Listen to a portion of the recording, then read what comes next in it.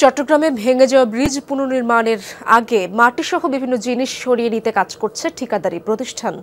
স্থানীয়দের দাবি, ব্রিজটি অনেক আগ থেকে দেবে ছিল। সেবা সংস্থাগুলোকে বহুবার জানানোর পরও নেওয়া হয়নি কোনো উদ্যোগ। যে কোনো দুর্ঘটনার পর কর্তাদের টনক নড়ে। ব্রিজের কাজের কারণে একপাশ দিয়ে যান চলাচল করায় দুর্ভোগে চালক ও যাত্রীরা।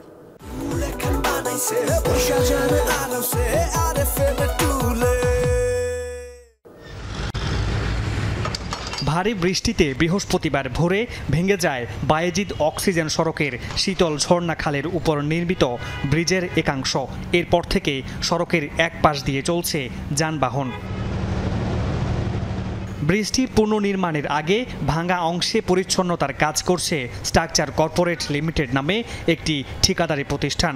ব্রিজের নিচে গ্যাস, পানি এবং ওয়াসার সংযোগ থাকায় কাজেও ব্যাঘাত ঘটছে বলে দাবি তাদের। বৃষ্টি ভেঙে পড়ার কারণে এখানে নিচে যে ইউটিলিটি শিফটিংগুলো আছে, বিশেষ করে গ্যাস, ওয়াসা, টিএনটি লাইন এবং পানি বাঁধা সৃষ্টি হচ্ছে, যার কারণে এই ভাঙ্গাটা রিমুভ করা খুব জরুরি হয়ে গেছে। ওই কারণে রিমুভ করার জন্য আমরা কালভার্টটার ভাঙ্গা অংশগুলো তুলে ফেলতেছি। স্থানীয়রা বলছেন, কোনো দুর্ঘটনা না ঘটা পর্যন্ত সেবা সংস্থাগুলোর কর্তাদের টনক নড়ে না। ব্রিজটি বহু আগ থেকে খানিকটা দেবে ছিল বলেও অভিযোগ তাদের।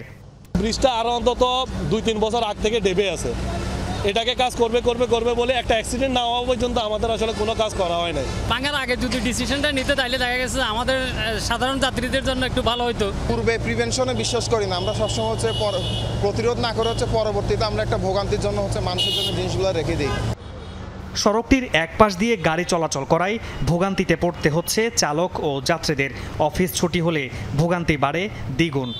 জামজট হয়ে যায়, তারপরে গাড়ি উল্টা পথে ঢুকাই, মানে এক পর্যায়ে এটা অনেক জাম হয়ে যায়। অসুবিধা হইতেছে এখানে, জাম এক লোড দিয়ে ডবল গাড়ি চলা যাইতেছে, জাম হইতেছে। তো পাকিস্তান আমলের পরে এটা মনে হয় করা হয়েছে, এরপর আর এই জায়গায় ব্রিজটার কাজ হয় নাই। ব্রিজটা তো দীর্ঘদিন ভাঙা ছিল, নিচ দিয়ে অনেকটা পড়ে গেছিল আর 1 মাস আগে থেকে।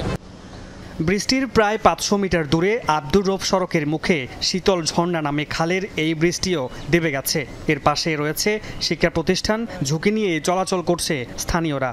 কয়েক জায়গা দিয়ে ফাটলও ধরে গেছে, দেখতেছেন তো এখানে গ্যাপের মধ্যে অনেক বালিশ সরে যাওয়াতে বিপজ্জনক অবস্থায় এখন আছে। হঠাৎ হচ্ছে এখন, এটা তো কোনো কাজকর্ম করতেছে না, কোনো রকম একবার রিপেয়ারিং করে দিয়ে গেছে।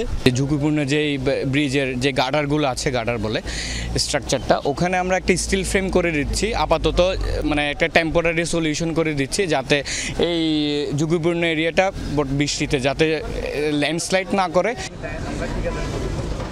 মামুনুর রশিদ, যমুনা নিউজ, চট্টগ্রাম।